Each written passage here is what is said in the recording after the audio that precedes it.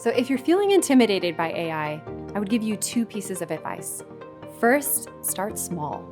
This is not something that you need to conquer in a day. Start with experimenting with a tool and see how it feels. Because like any skill, this is going to take time, and that's okay. Start experimenting, start playing, save sandbox, and start building one little Lego brick at a time. But think about any problem you face, any process that you do, whether it's cooking, personal life, traveling. How can an AI system do it for me? Could it even work? And let's just prototype and not be scared, because most likely you're not going to break anything. It might be bad output, but then you just ignore it and you move on to the next Lego brick.